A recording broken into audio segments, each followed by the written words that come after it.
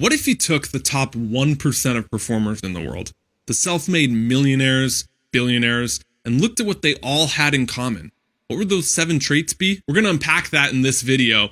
What's up, guys? I'm Clark. Full disclosure, not a billionaire, not even a millionaire. But using these 7 methods, I'm on track to be one by the age of 30. Mindset number 1, millionaires and billionaires think big. So many times we let our past determine our future. We say, I can't have X, I can't have $1 million, I can't be on the path to $1 billion because here's all the reasons in my past and ways I failed that are preventing me from getting there. We let being realistic stop us and hold us back from the life we want and the life we deserve. And that's the mission on this channel, is we are here to stop settling and start living. The first step to doing that is this. Practice a concept called zero-based thinking. This comes from Brian Tracy. If you could start over today, you could scrap everything in your past, how would you act? How would you behave? What are the habits you would instill? Who would you hang out with? Would you be in the same business you're in right now? Would you be doing the same things you're doing every single day? Would you be living in the same environment? Would you be dating that person? Would you be spending money on what you're spending it on? There's no right or wrong here. If you answered no to any of those, no, I would change something, then get moving and change it. Steve Jobs said it best when he says, look around you. Everything around you changes when you realize it was built by people who are no smarter than you. Everything around you is built by people who are no smarter than you and I. Allow yourself to dream, to think big, and that's how you get the results. That's how you break past the limiting beliefs, practice zero-based thinking, and just go for it. All right, now that we've thought big enough, let's talk now about the nitty-gritties on how to get rich, okay? There's 2 ways I like to think about this. Derek Halpern likes to tell the story about a locksmith. Now, this guy starts out and he goes around to clients' house and unlocks their locks that are stuck. First, it takes him 2.5 hours. He's sitting there fiddling with the lock, struggling, he can't get it open, and then finally, boom, it opens.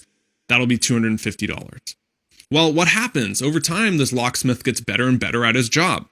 So pretty soon it starts taking him an hour, 30 minutes, and then eventually he can get that lock open in just 10 minutes. That'll be $250. What he noticed is when he charged people $250 for the 2 hours, they would happily pay it. But as this locksmith started getting better and better at his job, the time went less and less, and he charged the same amount. His client started throwing a fit.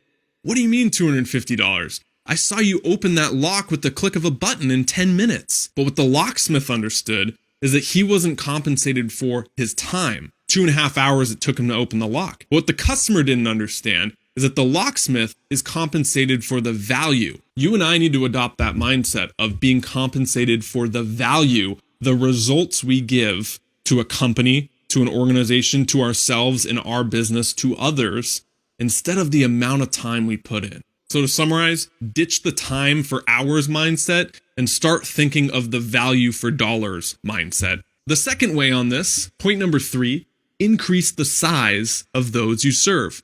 Jim Rohn, legendary motivational speaker, said, the more I serve, the more I earn. I know a trainer at the gym I go to, good friends with him.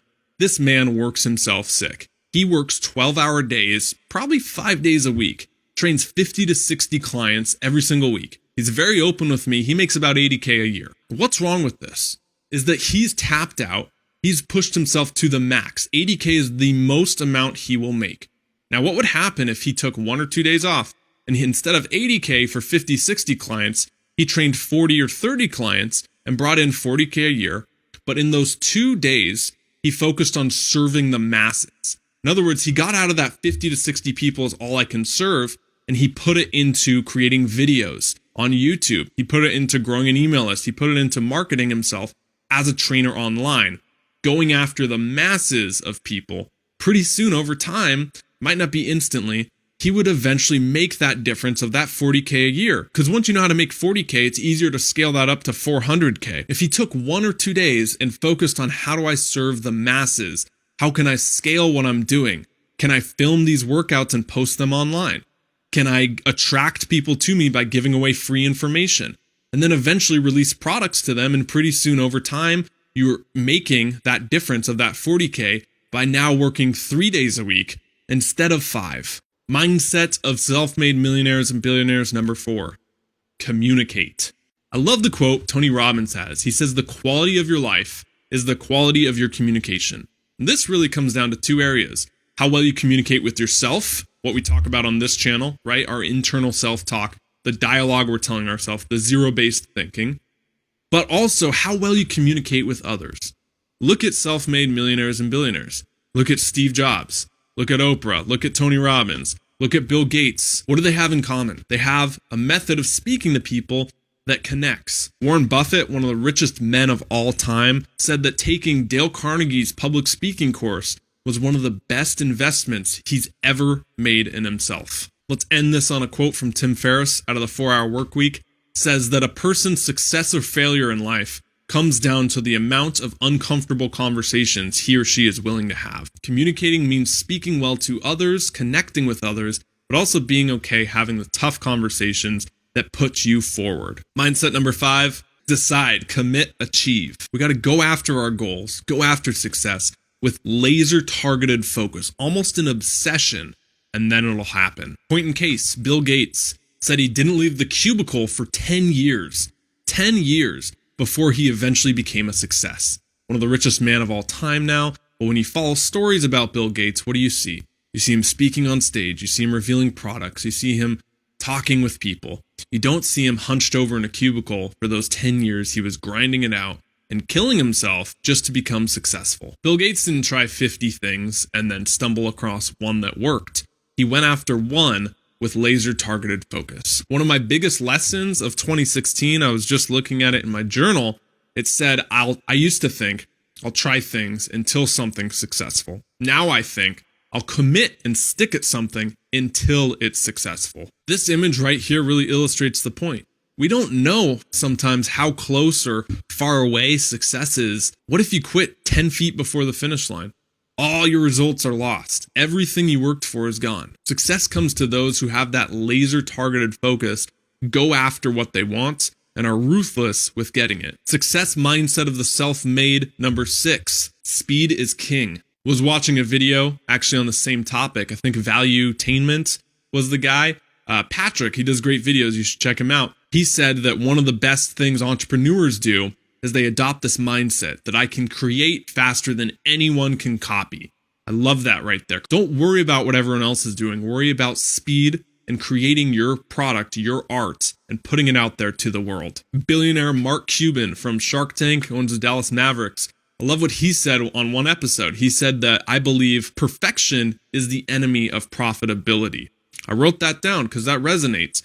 If you and I are so focused on becoming perfectionists, on making everything we put out into this world absolutely perfect, how are we going to get anywhere? You need speed. You need that execution. You need mass amounts. Remember what we talked about with serving the masses with massive value. Massive value doesn't come from putting out 1 or 2 perfect things. Now you might be thinking, Clark, why do I want to put out good when perfect is what Apple products are? Perfect is what, those best-selling books are. Perfect is what fill in the blank is. I agree with you. Here's why you want to do good. Because that's your MVP. Your minimal viable product. The iPhone went through, how many generations are we on now? 7? Before it became better and better and better and better. But it started with the iPhone 1. If you brought out the iPhone today, you'd look at it and say, this is the hunk of metal. What is this thing doing? You'd find all these flaws with it. But at the time, it was so cutting edge, people flocked to it, and then they kept making it better and better and better. That was their MVP. There's always stuff to improve on. With you, focus on putting your art into the world. Focus on starting things. Become faster at getting it out there. Create faster than anyone can copy. That's how you get ahead with business. Success mindset number 7, the last one, model the masters. Again, going back to a Jim Rohn quote, success leaves clues. One truism that's very spot on is you are who you hang around. Birds of a feather flock together. If you look at your 5 people you hang around most, you're the average of them. So you got to seek out people. It's why it's important to seek out people who are ahead of you and average yourself up instead of hanging around what's comfortable or even what feels good. Subconsciously, if you hang around people who are doing worse than you, you get an ego boost from that because you're the successful one. You shouldn't feel like that amongst your friends. Find 5 people, find communities like this one, find people online now. We're globally connected. And average yourself up into the top 5 people you hang around most. Seek out mentors, seek out coaches, seek out people who have been there that you can learn from and shorten the learning curve. There you go. Those are the 7 mindsets of self-made millionaires and billionaires. My name's Clark. I would love it if you subscribe to this channel. If you like this video, please give it a big thumbs up. In the comments down below, post your success mindset, the thing that we left out in this video that you would like to add. Last thing, if you're looking to start a business, if you're looking to just create things around what you're passionate about, I posted an ebook on the Kindle store called the YouTube Success Formula.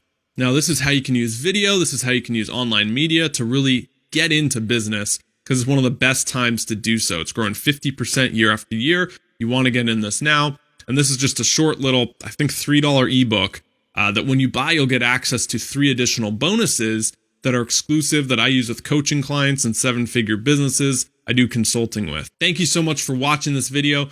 Please share it with anyone you want to inspire. And until next time, stop settling, start living. See you guys.